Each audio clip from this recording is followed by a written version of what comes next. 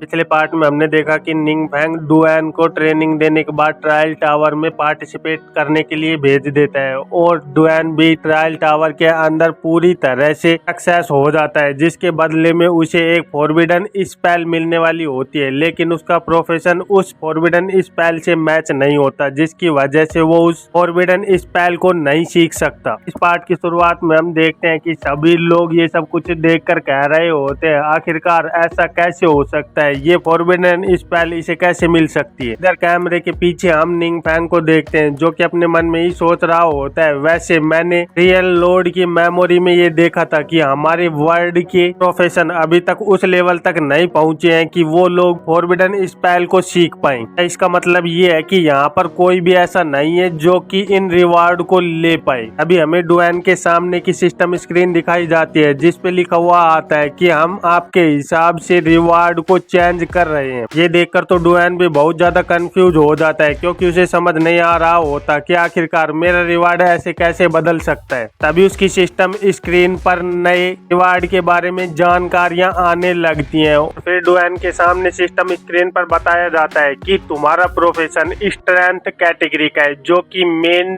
12 गोड की द्वारा ब्लेस्ड प्रोफेशन है और ये एक ट्रूली स्पिरिट वाला प्रोफेशन है। इसीलिए तुम्हारे पास 3 ऐसे एडवांस पाथ है जिन्हें तुम चूज कर और ज्यादा एडवांस हो सकते हो, इसलिए जल्दी से अपने पाथ को चुनो। तो डुआन जल्दी से सिस्टम स्क्रीन पर अपने नए पाथ को चुनने के लिए क्लिक कर देता है, जिसकी वजह से उसके सामने सिस्टम स्क्रीन पर उसके तीनों पाथ दिखाई जाने लगते हैं और उसमें से पहला path sword saint of martial spirit होता है, जिसमें कि एक आदमी अपनी स्वार्ड को क्यू के साथ रखता है और वो बैटल में बहुत सारे मिराकल्स दिखा सकता है और वो किसी से भी नहीं हारता। दूसरा पाथ उसका सुप्रीम फाइटिंग का पाथ होता है, जिसकी वजह से उसकी किक और पंच में बहुत ज्यादा ताकत मिलती है। और उसका तीसरा पाथ मार्शल सोल्जर इमोर्टल होता है, जिसकी वजह से वो बहुत सारे वेपन्स को यूज कर अपने अपोनेंट को हरा सकता है और वो दूसरों की स्किल देखकर उनकी कमियों के बारे में भी जान सकता है। उन तीनों ऑप्शन को देखते हुए डुआन कहने लगता है, वैसे मैं एक शॉर्ट स्वार्ड का यूज करता हूँ, इसलिए इन तीनों में से मेरे लिए सबसे बेस्ट ऑप्शन रहेगा कि मैं sword saint of martial spirit को चुनूं क्योंकि ये मेरे लिए बहुत ज्यादा अच्छा रहेगा। डुआन के उस पाथ को चूज करते ही उसे कंडेंस क्यूआई एम्बलम मिल जाता है जो कि एक ऑरेंज कैटेगरी का एम्बलम होता है, जिसकी वजह से उसकी स्ट्रेंथ और स्टेमिना +4 से बढ़ जाते हैं और उसके माना रिकवरी भी 80% से बूस्ट हो जाती है। तो डुआन को बताया जाता है कि ये एक डिवाइन एम्बलम है जो कि डिवाइन पावर को रखता है, इसलिए तुम्हें ज्यादा चिंता करने की जरूरत नहीं है, तुम्हें सिर्फ इसे एब्जॉर्ब करना है। तो डुआन ये सब कुछ देखते हुए जल्दी से उस एम्बलम को एब्जॉर्ब करने लगता है। अभी बाहर खड़े हुए बाकी गिल्ड के प्रेसिडेंट बहुत ज्यादा चौंक जाते हैं क्योंकि उनके सामने कुछ ऐसा हो रहा होता है जिसकी उन्हें आशा नहीं होती। तो एक आदमी कहने लगता है, उधर देखो आसमान में आखिरकार क्या चल रहा है। और फिर हम देखते हैं कि आसमान से बहुत ज्यादा गोल्डन रोशनी उस ट्रायल टावर पर पड़ रही होती है। तभी सभी के सामने सिस्टम स्क्रीन अपेयर होती है, complete trial tower of God, जिसकी वजह से इस वर्ड का लेवल +1 कर दिया गया है और एम्बलम ड्रॉप 0% से बढ़कर 1% हो गया है।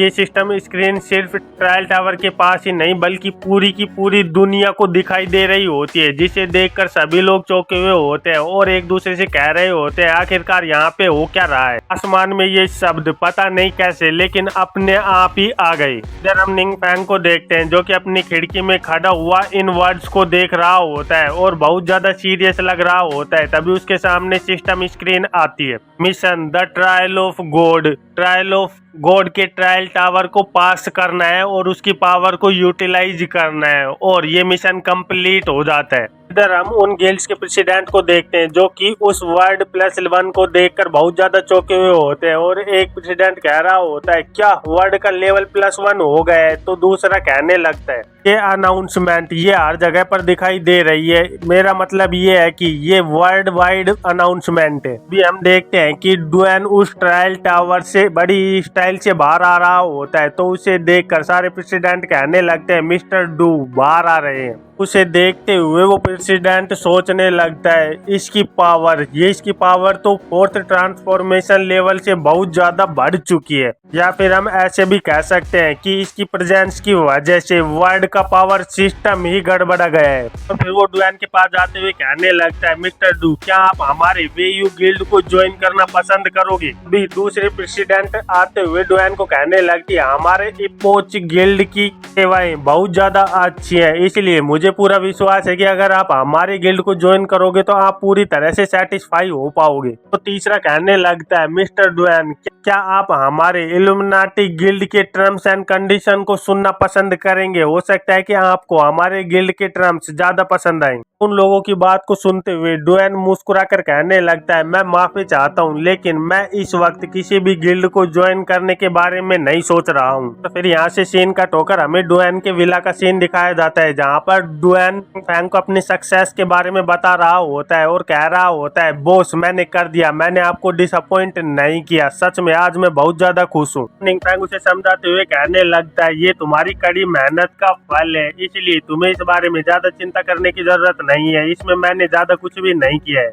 और फिर हम देखते हैं कि निंग फैंग एक टेबल पर बैठकर एक ड्राइंग बनाने लगता है और डुएन से कहने लगता है मैं फोन पर अच्छे से नहीं देख पाया, इसलिए तुम इसे देखकर बताओ क्या जो तुम्हें डिवाइन एम्बलम मिला था वो दिखने में कुछ ऐसा था? उसे देखते हुए डुएन कहने लगता है हाँ वो दिखने में तो बिल्कुल ऐसा ही था, बस उसके ऊपर जो पैटर्न बना हुआ था वो थोड़ा सा अलग था, क्योंकि ये सारे एम्बलम दिखने में ऐसे ही होते हैं। पर बॉस क्या आपने पहले भी ऐसे एम्बलम को देखा है? तो निंग फैंग बताने लगता है हाँ मैं जब सीक्रेट रियल में अपना लेवल अप कर रहा था तब मुझे एक एम्बलम मिला था, तो मैंने उसे वैंग यू को गिफ्ट कर दिया था। ये सब कुछ सुनकर तो डुएन के पैरों तले जमीन ही खिसक जाती है और वो सोचने लगता है सच में बॉस बहुत ज्यादा पावरफुल है, क्योंकि वो एक डिवाइन एम्बलम को ऐसे ही अपने दोस्त को गिफ्ट कर सकते हैं और उन्हें इस बारे में ज्यादा चिंता भी नहीं है, क्योंकि एक डिवाइन एम्बलम इतनी ज्यादा पावर रखता है कि वो किसी की भी जिंदगी बदल सकता है। इधर निंग फैंग सोच रहा होता है डुएन जैसा मुझे बता रहा है कि ये एम्बलम डिवाइन पावर की वजह से बने हुए होते हैं और जैसे कि मैं भी एक गॉड हूँ, क्या ऐसा हो सकता है कि मैं इन्हें नॉर्मल से डंजन्स में बना पा रहा हूँ? ऐसे मैं इस बात को मानना पसंद तो नहीं करता, लेकिन एक इविल गॉड भी आखिरकार होता तो एक गॉड ही है। लेकिन इससे ज्यादा परेशान करने वाली बात तो ये है द मेन 12th गॉड। सच में फ्यूचर में मुझे उन सब से थ्रेट हो सकता है, मुझे इस बारे में कुछ भी नहीं पता है कि आखिरकार किस गॉड से मुझे खतरा है और किससे नहीं। मुझे इसके बारे में फ्यूचर में कुछ न कुछ तो करना ही होगा, नहीं तो ये मेरे लिए एक सरदर्द से कम चीज नहीं है। निंग फैंग को बताने लगता है कि डिवाइन एम्बलम को पाने के लिए सातों के सातों गिल्ड पहले ही डंजन्स को ढूंढने में लग चुके हैं और जितना मुझे पता है ऐसे ही ये खबर बाहर फैलेगी, सभी के सभी गिल्ड डिवाइन एम्बलम को ढूंढने में लग जाएंगे। अभी निंग फैंग के सामने वो मिशन क्लियर की स्क्रीन आ रही होती है, तो उसे देखते हुए निंग फैंग अपने मन में सोचने लगता है वैसे तो ट्रायल टावर को क्लियर डुएन ने किया था, लेकिन मेरा मिशन क्लियर हो गया है। इसका मतलब ये है कि ट्रायल टावर को जिसने भी क्लियर किया है उसे अगर मैं अपने कंट्रोल में रखता हूँ तो मैं उस ट्रायल टावर की सारी पावर को यूटिलाइज कर सकता हूँ। लेकिन इसमें सबसे बड़ी प्रॉब्लम तो ये है कि अगर भविष्य में कोई ऐसे ट्रायल को क्लियर करे और वो मेरा दुश्मन हो तो फिर मैं क्या करूँगा? क्योंकि वैसे तो डिवाइन एम्बलम एक माइनर इशू है, लेकिन अगर किसी को भी एक फॉरबिडन स्पेल मिल जाती है टावर क्लियर करने के बाद तो ये मेरे लिए बहुत ज्यादा खतरनाक हो सकता है, क्योंकि अगर एक फॉरबिडन स्पेल मेरे दुश्मनों के हाथ लग जाती है तो ये मेरे लिए सबसे बड़ा थ्रेट है। और अगर इस वजह से मेरे गॉड होने की बात सभी लोगों के सामने आ गई तो सच में इससे बड़ी प्रॉब्लम तो कुछ हो ही नहीं सकती। ऐसा किया जा सकता है कि जो भी उस ट्रायल टावर को क्लियर करे वो मेरा ही आदमी हो, लेकिन ऐसा करना बहुत ज्यादा मुश्किल लग रहा है, लेकिन इसके लिए मुझे कुछ ना कुछ तो करना ही होगा। डुएन कहने लगता है बॉस वहाँ पर एक और ऐसी चीज थी और मुझे नहीं पता है कि मैंने ये सही किया कि नहीं। तो निंग फैंग कहने लगता है हाँ तुम मुझे बता सकते हो कि आखिरकार वहाँ पर ऐसा क्या हुआ था। डुएन बताने लगता है जब मैं बाहर आया था तो अजूरे शार्प गिल्ड का प्रेसिडेंट मुझसे मिला था और फिर उसने मुझसे कहा कि जैसा कि कॉन्ट्रैक्ट में लिखा हुआ है, इस ट्रायल टावर से जो भी गिफ्ट तुम्हें मिले हैं उन्हें तुम्हें हमारे गिल्ड को सौंपने होंगे। तो डुएन उस अजूरे शार्प गिल्ड के प्रेसिडेंट की बात को सुनते हुए गिफ्ट बाहर निकालते हुए कहने लगता है, मैंने डिवाइन एम्बलम को तो एब्जॉर्ब कर लिया है, लेकिन बाकी के गिफ्ट तुम रख सकते हो। अजूरे शार्प गिल्ड का प्रेसिडेंट जोर से चिल्लाकर कहने लगता है, नहीं, तुझे डिवाइन एम्बलम को यहीं छोड़कर जाना होगा, नहीं तो तू यहाँ से नहीं जा सकता। और फिर हमें पता चलता है कि वो ये सब कुछ अपने मन में ही कह रहा होता है और सोचने लगता है, काश मैं तुझे ये सब कुछ बातें बोल पाता। लेकिन उन बाकी के मिले हुए गिफ्ट्स को देखकर बाकी के सारे प्रेसिडेंट बहुत ज्यादा चौंके हुए होते हैं, क्योंकि वो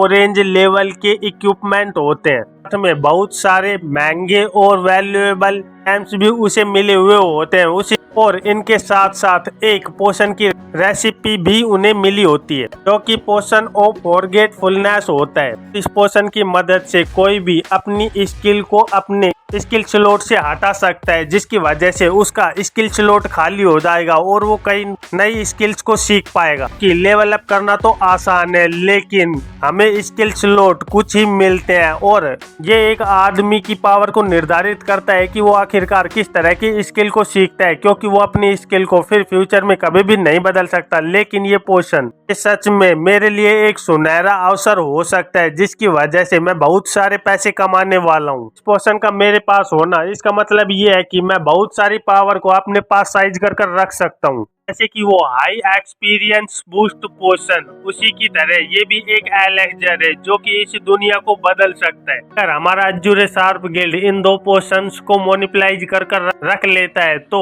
इससे बहुत ज्यादा पावरफुल लोग हमारे गिल्ड की तरफ अट्रैक्ट होंगे। इसकी वजह से हमारा गिल्ड इन सारे गिल्ड से बहुत ज्यादा पावरफुल हो जाएगा और फिर ये सारे गिल्ड हमारी बात को जरूर सुनेंगे। तो ये सब कुछ सोचते हुए वो डुएन से कहने लगता है, जैसा कि हमारे कॉन्ट्रैक्ट में लिखा हुआ है, आप इस पोशन की रेसिपी के बारे में किसी को भी नहीं बता सकते और इसके बदले में हम आपको कुछ न कुछ कंपनसेशन जरूर देंगे। लेकिन इससे पहले ही डुएन कहने लगता है, मैं तुम्हें एक बात बिल्कुल क्लियर कर देना चाहता हूँ, मैंने इस तरह की पोशन रेसिपी पहले भी देखी है, क्योंकि मेरे बॉस के पास भी पोशन बनाने की बहुत सारी रेसिपीज हैं और उनमें से एक रेसिपी ये भी है। इसीलिए अगर मैं इसे किसी को भी ना बताऊं, लेकिन बॉस इसे फिर भी बना सकते हैं, इसलिए इसमें मैं कुछ भी नहीं कर सकता। डुएन की बात को सुनते ही सारे के सारे प्रेसिडेंट बुरी तरह से चौंक गए होते हैं। अजूरे शार्प गिल्ड का प्रेसिडेंट कहने लगता है, हमने पहले भी इन्वेस्टिगेट किया था, लेकिन जितना कि हमें पता है कि ट्रायल टावर को क्लियर करने की वजह से मिलने वाली पोशन रेसिपी इस वर्ल्ड के अंदर किसी के पास भी नहीं है।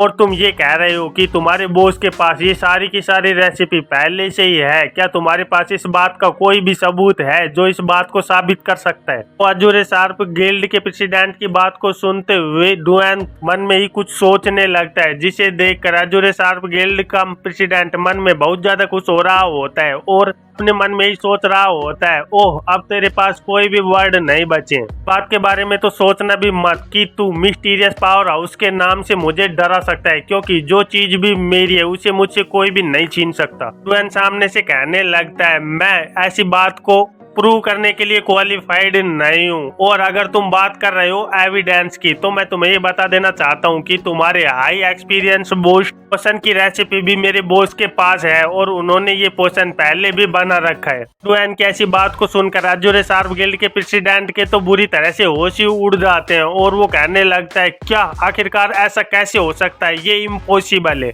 और इधर बाकी के प्रेसिडेंट भी कह रहे होते हैं, क्या ऐसा कैसे हो सकता है, मिस्टीरियस पावर हाउस को इस ट्रायल सीक्रेट रियल्म के अंदर गए बिना इन पोशन की जानकारियां कैसे हो सकती हैं? इसका मतलब ये है कि डुएन ने अगर इतनी ज्यादा पावर हासिल की है तो उसने इन पोशंस को पहले भी यूज किया है, जिसकी वजह से वो इतनी ज्यादा पावर को इकट्ठा कर पाया कि वो इस ट्रायल टावर को अकेले ही क्लियर कर पाया। इधर हम एडवेंचरर मैनेजमेंट ब्यूरो के प्रेसिडेंट फैंगी को देखते हैं, जो कि अपने मन ही मन में मुस्कुरा रहे होते हैं। तो उसे देखकर वो दूसरा प्रेसिडेंट भी चौंक जाता है और फैंगी से कहने लगता है, आखिरकार तुम ऐसे वक्त पर कैसे मुस्कुरा सकते हो? और फैंगी मुस्कुराते हुए कहने लगता है, अरे ऐसा कुछ भी नहीं है, मुझे बस कुछ मजेदार बात याद आ गई थी। तो प्रेसिडेंट पूछने लगता है आखिरकार ऐसी क्या बात थी जिसकी वजह से तुम इतना ज्यादा मुस्कुरा रहे हो। तो फैंगी कहने लगता है नहीं, उस बात से तुम्हारा कोई भी लेना देना नहीं है, इसीलिए तुम्हें अपने काम से काम रखना चाहिए। तो वो दूसरा प्रेसिडेंट बहुत ज्यादा गुस्से में आ जाता है और अपनी मुट्ठी भींचते हुए फैंगी को गुस्से से गालियां निकालने लगता है और कहने लगता है सच में तू बुड्ढे बास्टर्ड।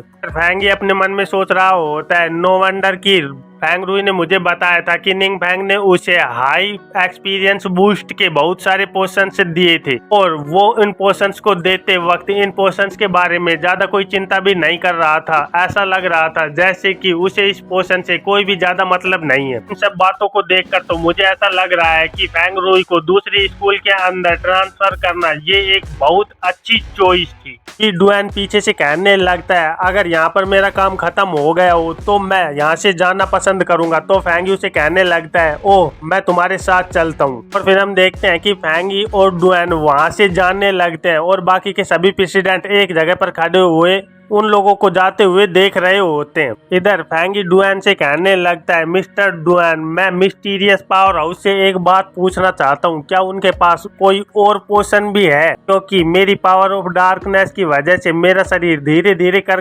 कमजोर होता जा रहा है और ये सारी एनर्जी मेरे शरीर को धीरे धीरे खत्म कर रही है। लेकिन मैं इस दुनिया में कुछ साल और जीना चाहता हूँ क्योंकि मैं अपना कुछ टाइम और अपने पोते के साथ बिताना चाहता हूँ। तो डुएन कहता है मैं आपकी बात को जरूर मिस्टीरियस पावर हाउस तक पहुंचा दूंगा और वो जैसा भी जवाब देते हैं मैं आपको जरूर बता दूंगा। तो उसकी बात को सुनते हुए फैंगी उसे थैंक यू कहने लगता है। और फिर हमें प्रेजेंट का सीन दिखाया जाता है जहाँ डुएन निंग फैंग से कह रहा होता है मैं माफी चाहता हूँ, मुझे अपने आप ही ये बात का डिसीजन नहीं लेना चाहिए था। तो निंग फैंग उसे शांत करते हुए कहने लगता है नहीं इसमें कोई भी बड़ी बात नहीं है, तुमने कुछ भी गलत नहीं किया है। और फिर निंग फैंग अपने मन में ही सोचने लगता है वैसे फैंगी ने मुझसे पहली बार कुछ मांगा है, इसलिए अगर मैं कुछ उनके लिए कर पाए तो मैं ऐसा जरूर करूंगा। और मुझे ये भी नहीं पता है कि नर्सरिंग पोशन उनके ऊपर कोई इफेक्ट भी करेगा कि नहीं। ऐसे उन्होंने मेरी बहुत बार हेल्प की है, इसलिए मुझे उनकी इस बार हेल्प तो करनी ही होगी। और इसी के साथ इस चैप्टर का भी अंत हो जाता है। तो फिर मिलते हैं एक नई चैप्टर में, तब तक के लिए बाय बाय।